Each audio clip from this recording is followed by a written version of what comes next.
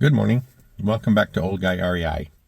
In this episode of Work Van Confessions, I was hoping to chat about a few things that came up last week. I thought they might be good ones to share. One of them is what a week looks like in the life of an aspiring real estate investor. And it's pretty busy. We have Dion on Tuesdays, 4 p.m. Pacific, Dion Talk Financial Freedom. He goes on at 4 p.m. Pacific, and he'll be on for a couple of hours answering people's questions about real estate, about investing, and it's super helpful. So we're with him every Tuesday. Sometimes he'll do members only after that. Starts about 6 p.m. Pacific. And that can go for an hour or two as well. So there's an opportunity there to learn a lot for free. And then on Wednesdays, we have our Zoom that I host each week, Wednesdays, 6 p.m. Pacific.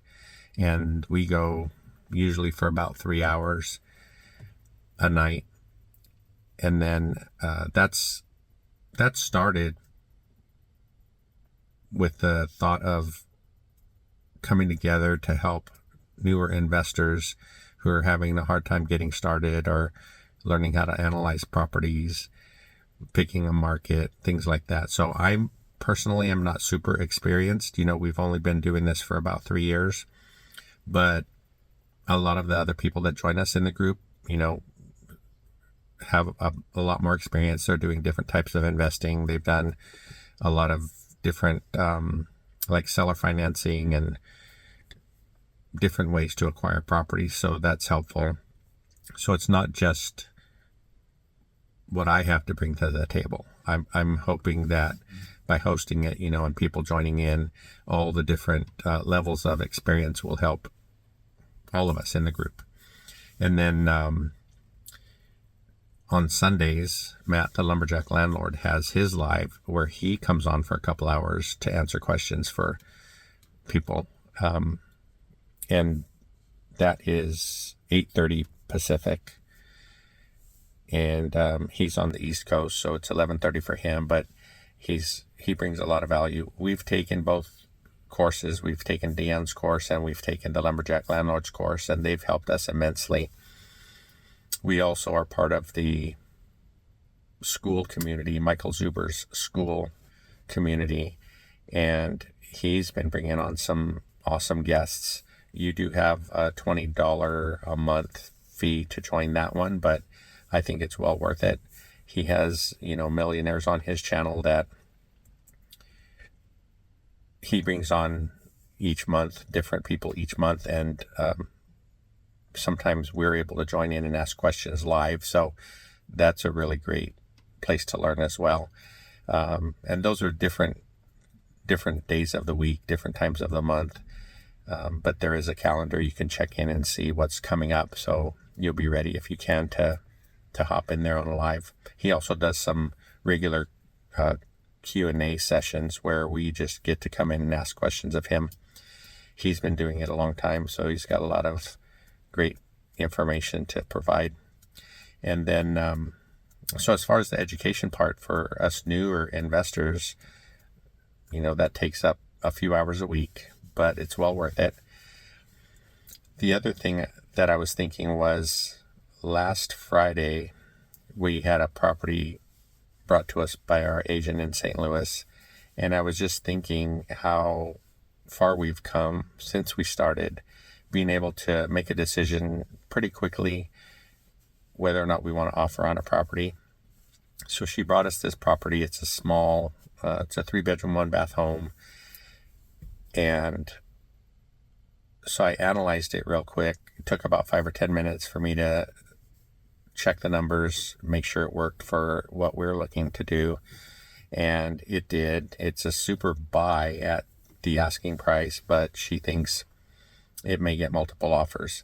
And it's kind of funny. It seems like that stuff always happens on a Friday. So we submitted an offer on Friday, and then they're going to review offers on Monday. So you have to wait through that really long weekend to get any news.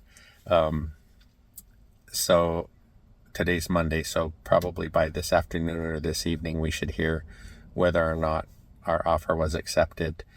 I analyzed the property at a few different price points because at their asking price, it's a super good deal.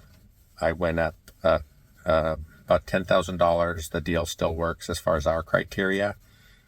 And so if I think she put an escalation clause in there for us, so we can go up to a certain point if need be. We also had to look at the option of buying it cash. I don't want to buy cash. I'd rather have a mortgage on it, but if need be, if that helps us get the deal, we're ready to do that. And then our lender, I checked in with him to see about refinancing after the fact, and that's certainly an option as well. So I have to check in and see what the costs would be to do it that way. It might be a little bit more expensive than if we got the loan when we purchased it instead of having to refinance after paying cash. So we haven't done that yet, so I'll have to look at those options. We already know insurance rates in the area. We know the taxes in the area. So we were able to plug those into our numbers and be confident on what the return would be. One of the other thoughts I had was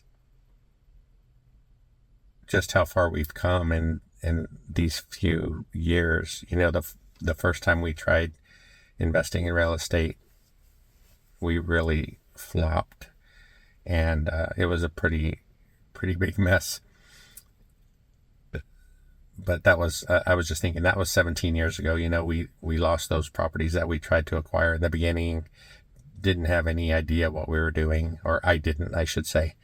We went through bankruptcy and all that stuff, and fortunately have the opportunity to try it again. But, you know, Dion and the Lumberjack were on Zuber's channel, and they were talking about stories you hear from people that scare us from thinking we could get into real estate or thinking that it's a good idea. And he mentioned somebody that failed 20 years ago, and that's the story, right? So everybody hears that and they think they don't want to get into real estate. But once we started re-educating ourselves and realized how we're supposed to be analyzing properties and figuring out what our goals were for cash flow and things like that, being later on in our journeys, you know, getting closer to retirement age, I think for us, obviously, we'll be investing for cash flow, or we are investing for cash flow with the properties that we've acquired so far. I can see that it can help us have a decent retirement, not retire early, obviously, because I'm already close to retirement age, but at least to be able to retire comfortably. And I don't know how I was thinking that we were going to be able to retire with what Social Security is going to give us. I mean, we're lucky Social Security is still around, but you know, a couple $1,000s a month for myself and a couple thousand for my wife would have been a pretty tough time. It would have been pretty tough to get by with that little bit of money. So with the properties that we have so far, it's looking a lot better, and I think, you know, we're going to have a pretty decent retirement. So just a few thoughts. I hope it's helpful. I love to chat with anybody that is willing to chat. Anybody needs help, you can reach out. I